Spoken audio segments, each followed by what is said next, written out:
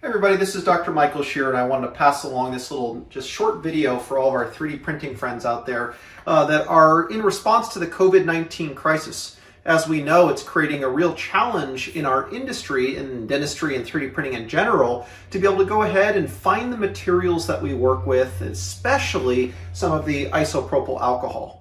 As we know that there's been a run on the 91% isopropyl alcohol as well as some of the other alcohols that we're working with, I wanted to go ahead and show you this cool little technique that I've been using in my practice for, probably about the past year and a half, that I can go ahead and recycle the vast majority of my leftover IPA that's in my wash station.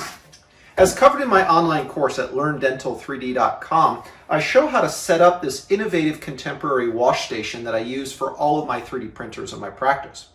But what happens is that come 2 or 3 days after I haven't used the printer, like maybe on a Monday morning, something of that nature, I have the ability to go ahead and work with my wash stations that have had all the resins inside of there that I've used from the previous week settle towards the bottom. Regardless of the type of material, whether it's Nextent, Formlabs, Sprint Ray, or the variety of other resins that I use here in my office, most of the pigments settle towards the bottom of the wash station, which gives us the neat ability that when the material's been setting, the wash station's been setting for a couple of days, it allows us to go ahead and recycle most of that resin. But I'll show you my approach right now.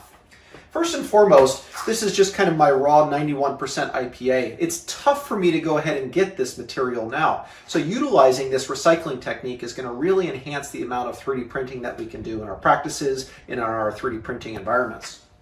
What I recommend doing is finding some sort of plastic container that looks like this. This is just something that I purchased at my local dollar store, and I've got a couple of these containers with lids on them.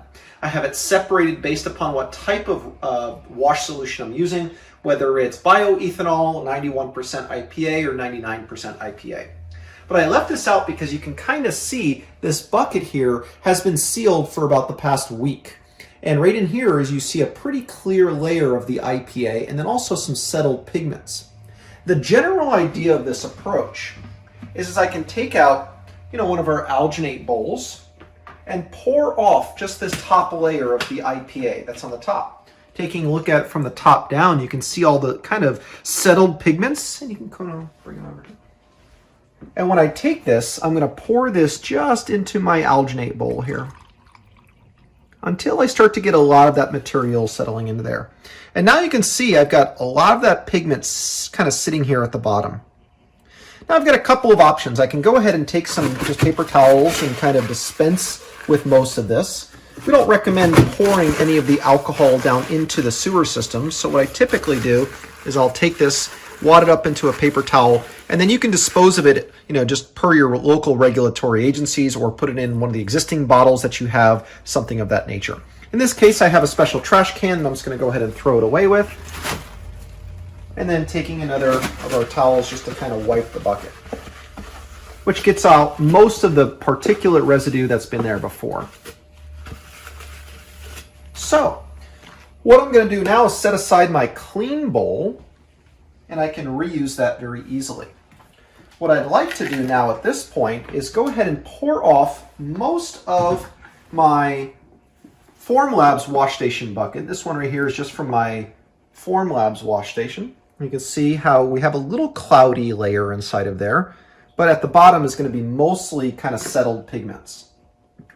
I'm going to take my container and just lightly pour it off. Just stopping short of when that kind of thicker pigmented material appears. Just about like that.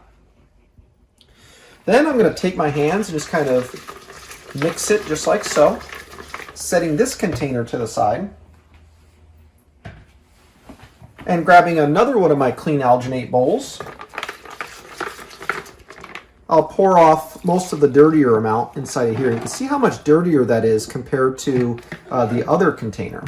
Instead, you'll see down here some of my residual particles from my supports and everything that's been kind of knocked off.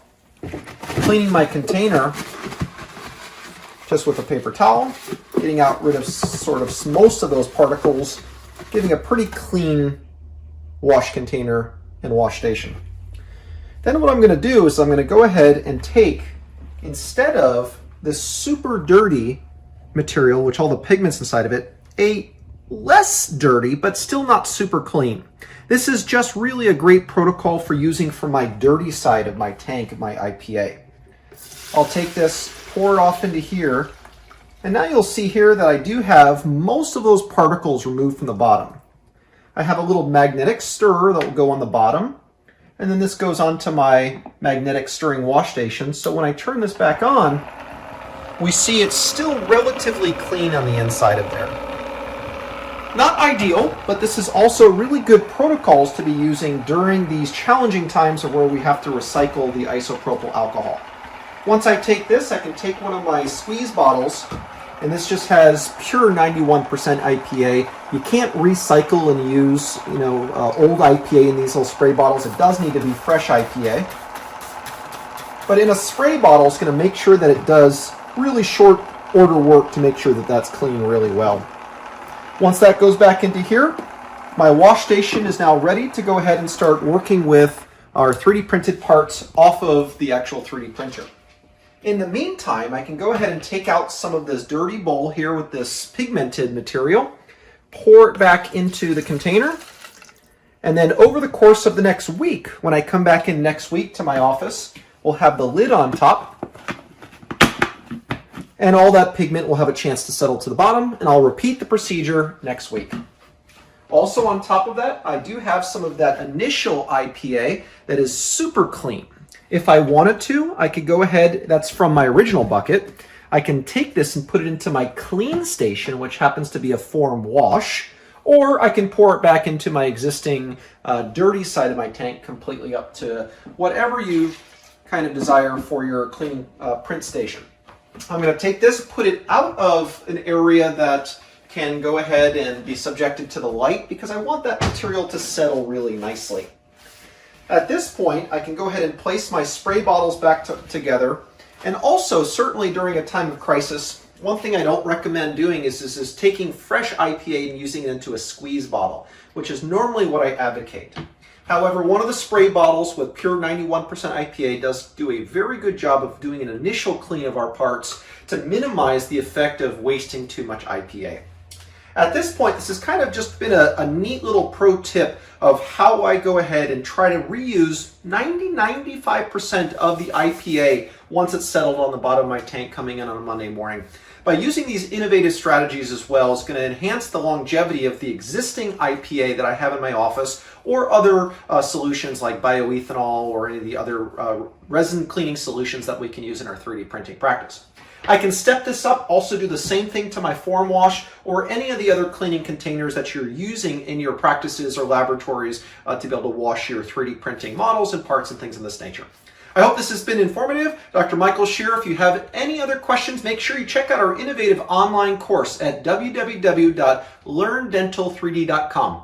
I look forward to seeing you next time.